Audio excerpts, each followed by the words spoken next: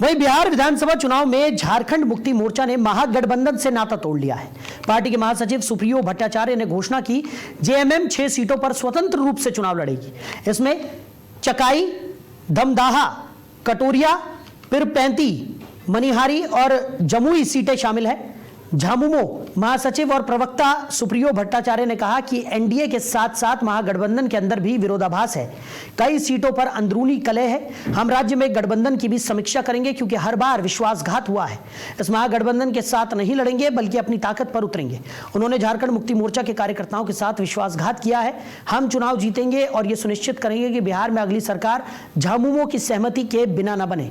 इस बीच आरजेडी, कांग्रेस और वाम दलों वाले महागठबंधन में आंतरिक कलह तेज हो गई है। अभी तक की जानकारी के अनुसार 7 सीटों पर महागठबंधन के घटक दल अपने लिए आमने सामने हैं। इसमें लालगंज, वैशाली, राजापाकर, बछवाड़ा, रोसड़ा और बिहार शरीफ सीटें प्रमुख हैं। इन सीटों पर प्रत्याशियों के नामांकन ने महागठबंधन की एकजुटता पर भी सवाल खड़े कर दिए हैं।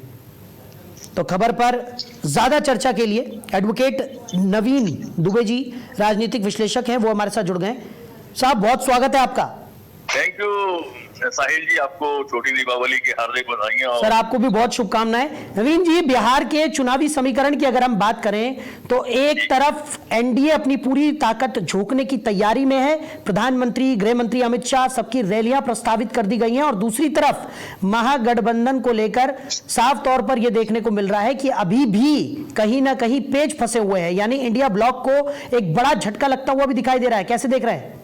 बिल्कुल निश्चित तौर पर साहिल जी, आप एक चीज देखिएगा कि जिस तरीके से पहले चरण का नामांकन हुआ है और उस नामांकन में जो दृश्य देखने को मिला वो बड़ा स्पष्ट है कि उसमें कहीं कोई आपसी तालमेल इंडिया गठबंधन के बड़े दलों में नहीं, छोटे दलों की तो बात छोड़ दीजिए, जो मुख्य दल है आरजेडी और कांग्रेस, उससे भी कहीं कोई तालमेल देखने को नहीं मिला है।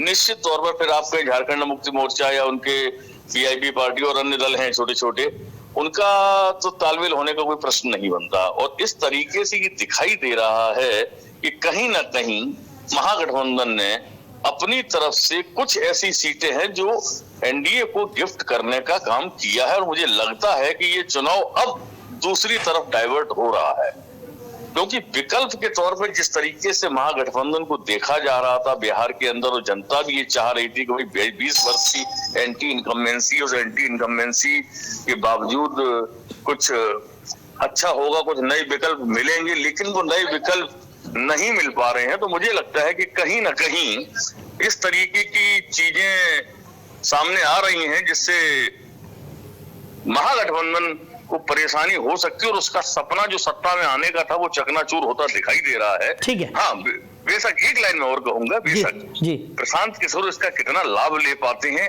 ये जनता पर निर्भर करता है, क्योंकि जनता तो विकल्प तलाश रही है, ये ध्यान में हमें रखना पड़ेगा। जी, चलिए दुबे जी, हमारे साथ जुड़ने के लिए, इस तमाम चर्चा के लिए आपका बहुत शुक्रिया। तो बिहार में इंडिया ब्लॉक को झटका लगता हुआ नजर आ रहा है। महागठबंधन से जेएमएम अलग हो गई है। जहां एक तरफ एनडीए अपनी पूरी ताकत झोंकने की तैयारी में है तो दूसरी तरफ महागठबंधन में सब कुछ सही नहीं चल रहा है और अभी भी पेच फंसा हुआ नजर आ रहा है। वहीं इस बीच बिहार में इंडिया ब्लॉक को ये बड़ा झटका लगा है।